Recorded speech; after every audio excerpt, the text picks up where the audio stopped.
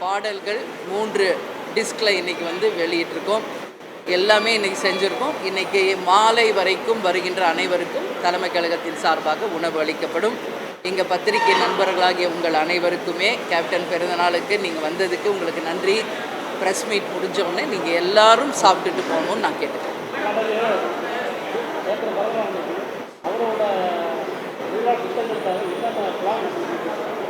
கேப்டனுடைய இல்லை, கேப்டன் வந்து தேர்தலில் நின்ன உடனே 2006 நம்ம முதல் தேர்தலிலே நம்மளுடைய தேர்தல் அறிக்கையை நீங்கள் பார்த்தீங்கன்னாலே கேப்டனுடைய கனவு லட்சியம் இந்த தமிழகத்தை எப்படியெல்லாம் கொண்டு வர வேண்டும் அப்படின்னு சொல்லி ஃபஸ்ட்டு மேனிஃபெஸ்டோலேயே தெளிவாக கொடுத்தோம். அதில் இம்பார்ட்டண்ட் மட்டும் சில விஷயத்தை நான் சொல்கிறேன். ஏன்னா ஃபுல்லாக நான் சொன்னால் அதே ஒரு 1 hour ஓடும். அவரை பொறுத்த வரைக்கும் லஞ்சம் ஊழல் இல்லாத, வறுமை கோட்டிற்கு கீழ் மக்களே இல்லாத நிலையை உருவாக்கி படிக்காத இளைஞர்களுக்கு வேலை வாய்ப்பு, விவசாயம், நெசவு இரண்டும் ஒரு மனிதனின் கண் எப்படியோ அதுபோல் 2 தொழில்களும் சிறக்க வேண்டும். அனைவருக்கும் கல்வி, உணவு, இருப்பிடம், பாதுகாக்கப்பட்ட குடிநீர், இது எல்லாம் தனி ஒரு மனிதனுக்கு உறுதி செய்யப்பட வேண்டும் அப்படின்றத கேப்டனுடைய மிக முக்கியமான கொள்கை எல்லாமே. அது மட்டும் இல்லை, இன்றைக்கி தமிழ்நாட்டில் இன்ஃப்ராஸ்ட்ரக்சர் டெவலப் ஆகணும், நதிகளை இணைக்க வேண்டும். இன்றைக்கி கர்நாடகாவில் நம்ம தண்ணி வேணும்னு கேட்குறம்போது அவங்க தரமாட்டாங்க. அவங்களுக்கு டேம் ஃபுல்லாகிடுச்சுன்னா ஆட்டோமேட்டிக்காக அவங்க திறந்து விடுறாங்க. ஸோ வருகின்ற தண்ணீரை சேமிக்கின்ற தொலைநோக்கு பார்வை திட்டம் நம்மக்கிட்ட இல்லை. கடலில் போய் கலந்து கொண்டிருக்கிறது. எனவே அதையெல்லாம் தொலைநோக்கு பார்வையோடு தடுப்பு அணைகளை அமைத்து நிச்சயமாக விவசாயமும் நெசவும் காக்கப்பட வேண்டும். அது மட்டும் இல்லை, சட்டம் ஒழுங்கு மிக மோசமான நிலையில் இன்றைக்கு தமிழ்நாட்டில் இருக்கிறது. ஒரு பக்கம் டாஸ்மாக், ஒரு பக்கம் கள்ளச்சாராயம், ஒரு பக்கம் கஞ்சா என்று ஒரு பக்கம் பாலியல் வன்கொடுமைகள் இன்றைக்கு எல்லா இடத்துலையும் நடந்து கொண்டிருக்கிறது. எல்லாமே கட்டுக்குள்ளே இரும்புகரம் கொண்டு அடக்கப்பட வேண்டிய விஷயங்கள். நிச்சயமாக பெண்களுக்கு பாதுகாப்பை இந்த அரசு உறுதி செய்ய வேண்டும். சட்டம் ஒழுங்கை சரி செய்ய வேண்டும். இது எல்லாமே தான் கேப்டனுடைய கொள்கை லட்சியம். எல்லாம் வீடு தேடி ரேஷன் பொருள் வரும் என்று சொன்ன தலைவர் நமது கேப்டன். ஸோ இந்த பிறந்த நாளில் அவர் இல்லாமல் நாங்கள் வந்து இன்றைக்கி இந்த முதல் பிறந்த நாளை நாங்கள் சந்திச்சிருக்கோம். அதனால் நிச்சயமாக அவருடைய கனவு லட்சியம் கொள்கையை நிச்சயம் தேமுதிக வென்று எடுப்போம் என்று இந்த நாளில் நாங்கள் சூளுரை ஏற்கிறோம்.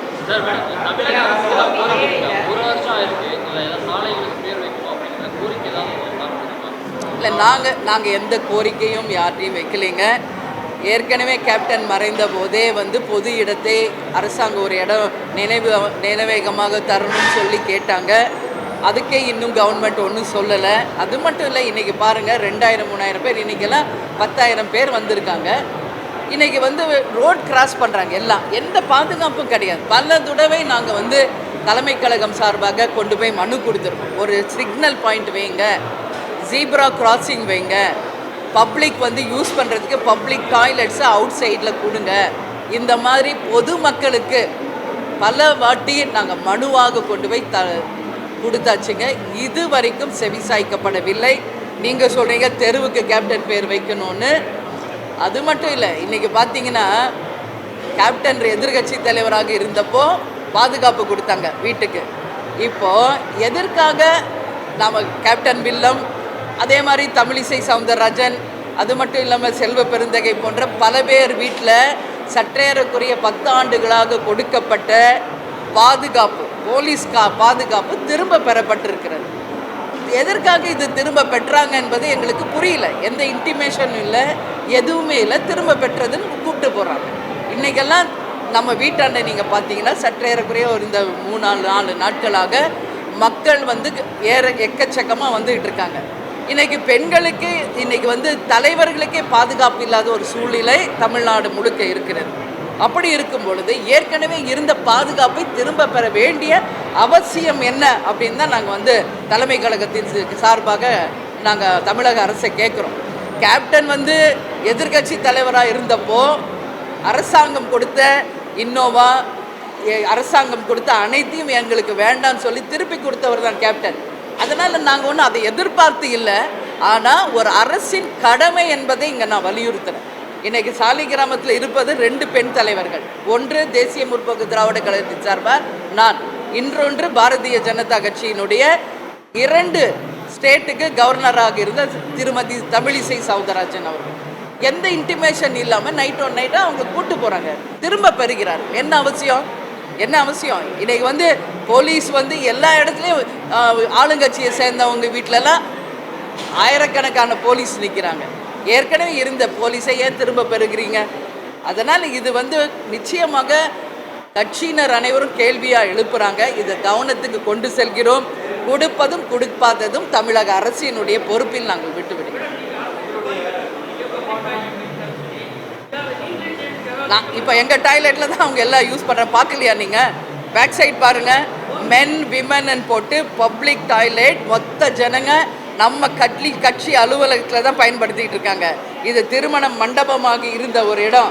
இந்த ஹால் முழுக்க இன்றைக்கி நீங்கள் ஆக்கிரமிச்சிருக்கீங்க. தினம்தோறும் நீங்கள் பாருங்கள், இங்கே மொத்தமே பொதுமக்கள் தான் இங்கே ஆக்கிரமிச்சிருக்காங்க.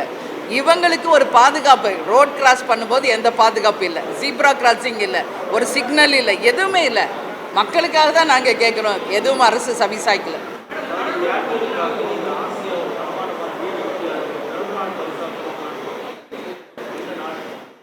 நிச்சயமாக கேப்டன் இல்லாத ஒரு நொடியும் நாங்கள் அவரை மறைஞ்சிட்டார். அவர் மறைந்து எங்களுக்கு மரண வேதனையை கொடுத்துட்டு போயிட்டார்.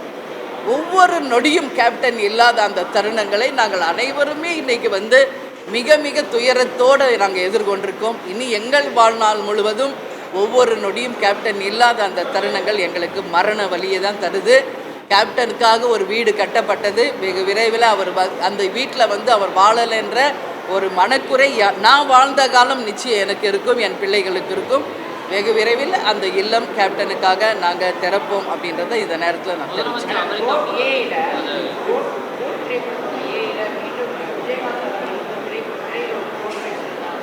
ஆமாம், நேற்றே நீங்கள் வந்தீங்களா வரலையான்னு எனக்கு தெரியாது. 72 பேருக்கு கேப்டனுடைய உருவப்படம், அதாவது இந்த மாதிரி டேட்டுவை எல்லாரும் கட்சியினர் பொதுமக்கள் எல்லாரும் 72 பேர் டேட்டுவாக கேப்டனை அவங்க உருவத்தை பதிய வச்சாங்க. 71 பேர் 71 நிமிடத்தில் டேட்டுவை போட்டு கின்னஸ் வேர்ல்டு ரெக்கார்டு, அதாவது அப்துல் கலாமுடைய வேர்ல்டு ரெக்கார்டு ஒரு சர்டிஃபிகேட் கொடுத்துருக்கோம். அந்த நிகழ்ச்சியில் பத்திரிகையாளர்கள்கிட்ட எல்லாமே நான் தெளிவாக விஜய் அவர்களை பற்றியும் கோட் திரைப்படத்தை பற்றியும் தெளிவாக சொல்லிட்டேன். மீண்டும் நேற்று தான் அதை சொன்னேன், மீண்டும் நீங்கள் கேட்குறீங்க. விஜய் அவர்கள் வீட்டுக்கு வந்தார். கோட் திரைப்படத்தில் கேப்டன் ஏஐயில் வருகின்ற இடங்கள் மிக பிரம்மாண்டமாக வந்திருக்கிறது. நீங்கள் ஸ்பெஷல் காட்சி வைக்கிறோம், நீங்கள் எல்லாம் குடும்பத்தோடு பார்க்கணும் அப்படின்னு சொல்லி விஜய் அவர்களும் ஏஜிஎஸ் அர்ச்சனா அவர்களும்